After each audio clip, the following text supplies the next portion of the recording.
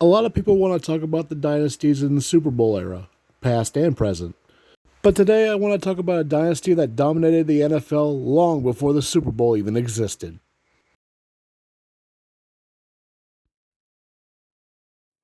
Even though in the 1930s George Halas' Chicago Bears were a force to be reckoned with Hall of Famers Bill Hewitt, William Link Lyman, the Galloping Ghost Red Grange, and football and pro wrestling legend Brock Nagurski. Personally, I can't call the Bears the team of the 30s when their arch rival, the Green Bay Packers, led by the legendary Curly Lambeau, winning 2 championships prior to the championship game era and 2 more after its establishment for a total of 4 in the 1930s.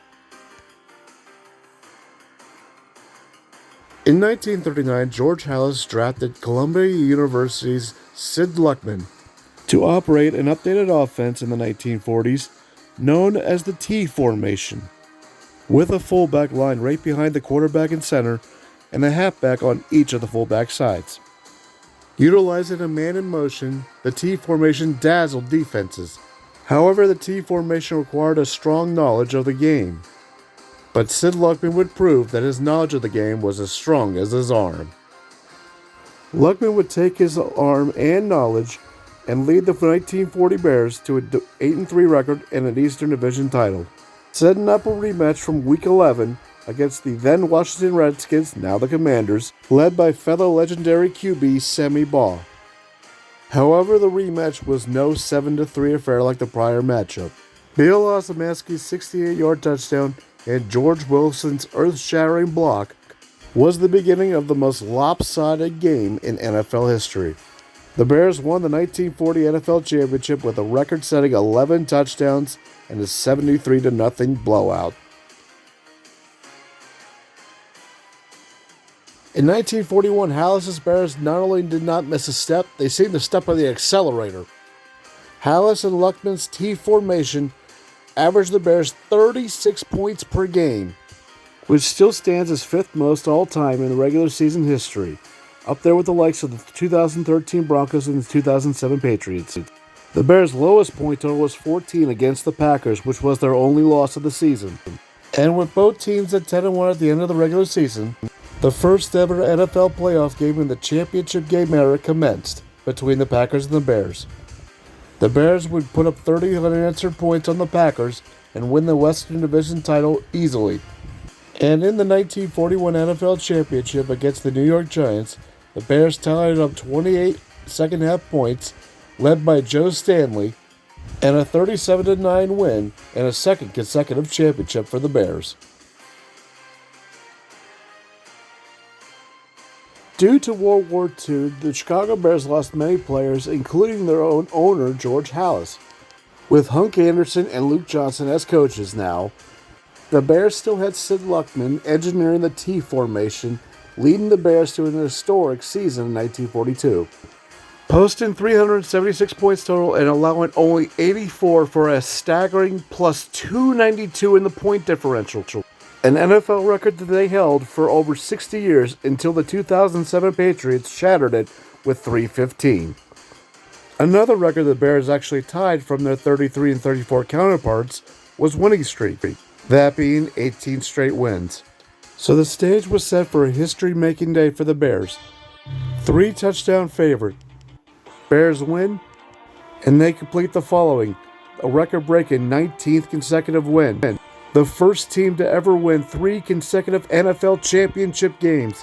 And most importantly, complete the first ever perfect season in NFL history, 30 years before Don Shula's 72 Dolphins did it.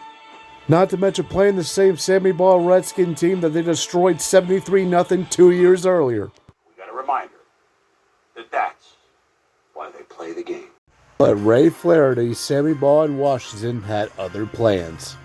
Revenge. Holding Sid Luckman and his T formation offense to 0 points and 4 turnovers. And the Bears' only points coming via the defense. With Washington playing a near-perfect game on both sides, revenge achieved. With a 14-6 victory, Washington completes one of the greatest upsets in NFL history. With the Second World War ensuing, The NFL lost over 1,000 personnel, including 350 players, 45 of them coming from the Bears. A year-long hiatus was considered by the NFL, but it still commenced, with 10 games being played as opposed to 11. With the Steelers and Eagles merging, the Cardinals and Bears almost merging, and the folding of the Cleveland Rams. The Bears were not only shorthanded, but they also lost George Halas to the U.S. Navy. Shorthanded to the point that Halas had one of his co-coaches, Hunk Anderson, to re-sign and pay $5,000 to retired legend Brock Nagurski to return just for the year.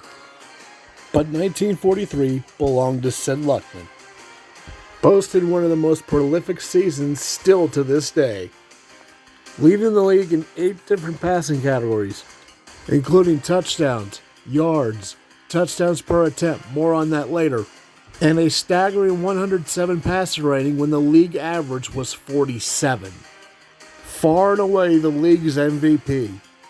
For Luckman, easily the best day of not just the 43 season but his entire career came on November 14th, 1943. In his hometown of Brooklyn, New York, Luckman made history in front of his family, where he would become the first ever quarterback to throw for 400 yards in a single game, and also became the first of the now 8 men that have thrown 7 touchdowns in a single game, a record that still stands to this day.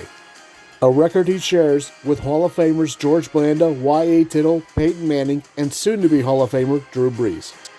Luckman's great season guided the Bears to yet another Western Division championship, setting up a rematch with the Washington Redskins for the 1943 championship.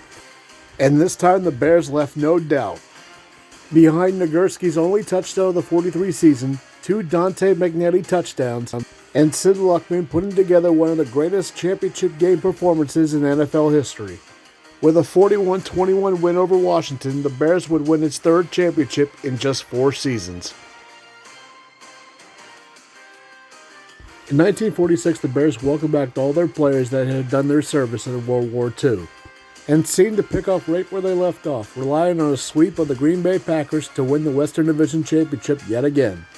And this time in the 46 championship, they would play the New York Giants, who shot about 14-0 earlier in the season. With the game tied at 14 going in the 4th quarter, Sid Luckman would run a 19-yard touchdown that would put the Bears ahead for good.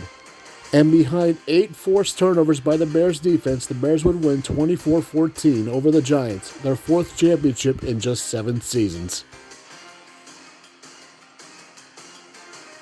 The 47 Bears seemed to pick up right where they left off, in prime position yet again to win the Western Division Championship. All they needed to do was beat their Windy City rival in the Cardinals to get to the championship game yet again. But behind Barry DeMantrip's 80-yard touchdown that started the game, the Cardinals soared to a 27-7 lead at half and didn't look back. The Cardinals would go on to win the Western Division Championship and ultimately the NFL Championship itself by beating the Eagles 28-21 in what is now the Cardinals' last NFL title. 1948 seemed to be a repeat of 47. Bears with a strong regular season just needed to beat the Cardinals in the regular season finale to go to the championship yet again. But this time the Bears had a 21-10 lead in the 4th quarter, but 2 late Cardinal touchdowns stole the Western Division title from the Bears. And finally, in 1949, despite a 6-game win streak to finish 9-3, getting swept by the Rams is what kept the Bears from winning the Western Division title, 2nd place for the 3rd straight year. In conclusion, despite the very, very impressive numbers, could there have been a 5th and maybe 6th NFL championship had it not been for World War II?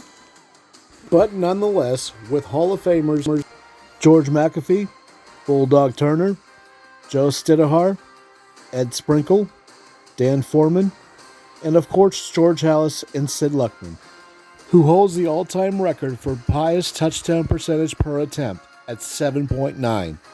To give you an idea how impressive that is, Patrick Mahomes is at 5.9, and Peyton Manning retired at 5.7. So there you have it. Halas and Luckman got in the new T formation and cemented their legacies, and the Chicago Bears franchise cemented their own legacy, building one of the great dynasties pre-Super Bowl era, the team of the 40s.